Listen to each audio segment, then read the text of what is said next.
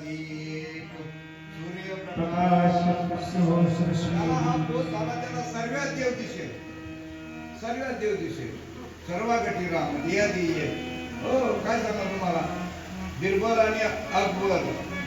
तर बिरबल हा बादशाह होता, बिरबल हा काय होता, आणि अकबर हा कोण होता, राजा. राजा राजा कोण होता, आणि बिरबल हा कोण होता. तर हा देवपूजा करत होता, ब्राह्मण होता, देवपूजा करत होता. पण लगेच राजाची ऑर्डर आली. आल्यानंतर आता राजा बोलल्यानंतर काय त्यांनी हाताची पूजा अपूर्ण राहिली. गेल्यानंतर त्यांनी विचारलं, काय महाराज, त्यांनी सांगितलं आपल्याला फिरायला जायचं.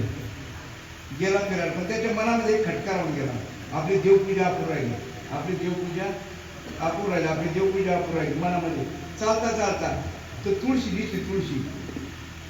यांनी काय केलं, दर्शन घेतलं, प्रदक्षिणा घातली. त्यांनी विचारलं, काय रे बिरबल, हे क्या है?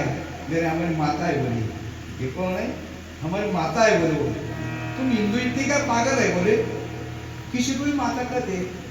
म्हणजे दगडाला देव म्हणतात, राम करतात. त्यांनी धरली ती तुळशी उकळून फेकून दिली. आता तो बिरबल होता, हा दर्जबाबी होता. याला वाटायला आता आपला धर्माचा दाखवून द्यायला पाहिजे झटका, आपल्या धर्माचा. हा काही ऐकून घेता तू.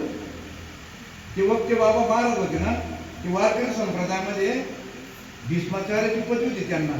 पण आपला एक वाघ गेला या आत्मसात्विक भावाबद्दल.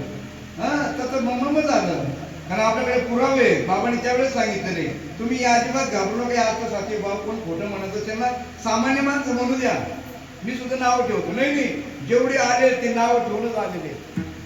तुम्ही आपण सर्व याला नावच ठेवायचो, कारण की जोपर्यंत अनुभव नाही तोपर्यंत नावच ठेवणार ना. एक मुलगी होती, ती माहेरी आली होती, रात्रभर रडली ती पोरगी, रात्रभर. शेजारी सकाळी जाळा उठली, ती म्हणे काका बाई रात्रभर झोपू दिलं नाही म्हणे, एवढं का बरं भुकायची म्हणे ते तुमची पोरगी. ती म्हणे तिला काही दिवस गेलेले आणि तिचं पोट दुखत होतं. तिचं आता ती वाद होती, ती म्हणे पोट दुखलं का, एवढं रडायचं असतं का म्हणे, पोट दुखत होतं एवढं रडायचं असतं. तिने सांगितलं बाई हे पोट कोणतं आहे, तुझं पिठलं कोण दुखलं असेल, हे पोट कोणतं आहे.